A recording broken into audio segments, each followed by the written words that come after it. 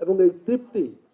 আসন্ন জাতীয় সংসদ নির্বাচন সামনে রেখে দ্বিকক্ষ বিশিষ্ট সংসদের পক্ষে বিপক্ষে নানা মত রাজনৈতিক নেতাদের। জাতীয় সংসদে উচ্চকক্ষ, পিআর পদ্ধতি, সংবিধান এসব নিয়ে নানা মতপার্থক্যের মধ্যেই জাতীয় ঐকমত্য কমিশনের বৈঠক গতকাল আনুষ্ঠানিকভাবে শেষ হয়েছে।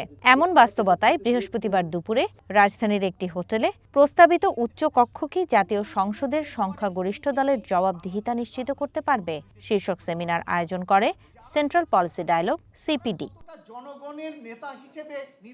সিপিডির গবেষণা পরিচালক বলেন, বিগত সময়ে জাতীয় সংসদ কেবল বিল পাশের জায়গায় পরিণত হয়েছিল।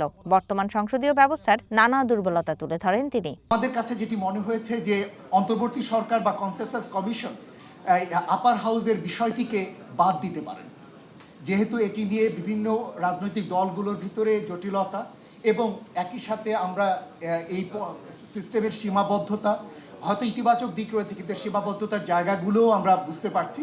আমরা যেটা মনে করি যে নতুন যে পার্লামেন্ট আসতে যাচ্ছে 13তম পার্লামেন্ট, এই পার্লামেন্টে এক্সিস্টিং পার্লামেন্টারি সিস্টেমকে কিভাবে আরও স্ট্রেংথেন করা যায় সেই জায়গাগুলো আমরা ইতিমধ্যে বলেছি আপনাদের, সেই জায়গাগুলো নিয়ে আগামী সংসদের কাজ করা দরকার। সেমিনারে উচ্চকক্ষে পিআর নিয়ে বিভিন্ন রাজনৈতিক দলের মতভিন্নতার পাশাপাশি উঠে আসে রাজনৈতিক সংস্কৃতি বদলানোর বিষয়টি।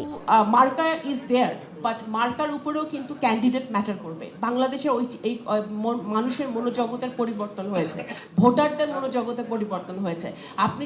আমি মনে করি শুধু মার্কাতেই মানুষ ভোট দিবে না, মার্কা will carry some weight, but their ক্যান্ডিডেটকেও মানুষ দেখবে। সে চোর নাকি ডাকাত, নাকি সে দুর্নীতিবাজ, নাকি সে মানুষের টাকা মেরে খাবে, নাকি সে জনগণের টাকা মেরে খাবে, নাকি এইটা মানুষ দেখবে। কিন্তু সরকার গঠন করা কিন্তু উচ্চ কক্ষের উপর নির্ভরশীল নয়, এটা সোললি নিম্ন কক্ষের উপরে নির্ভরশীল।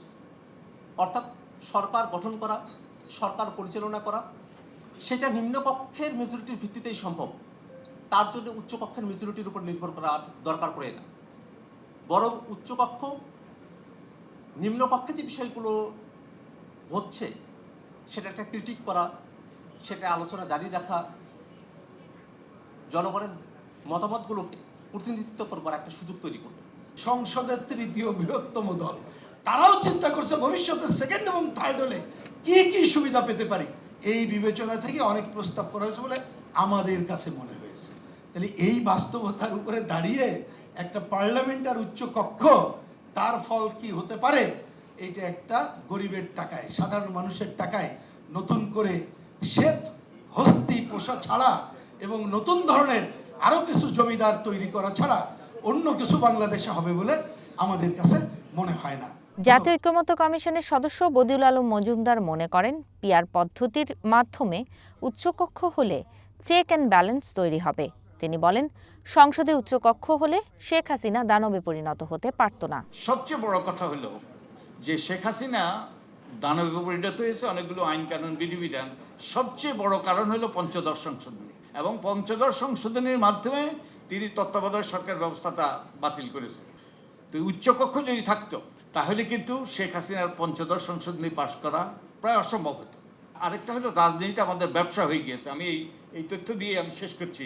আলোচনায় উপস্থিত ইউরোপিয়ান ইউনিয়নের প্রতিনিধি ঐকমত্যের ভিত্তিতে সরকার যেই সিদ্ধান্তই নেবে তা বাস্তবায়নে সহযোগিতার আশ্বাস দেন।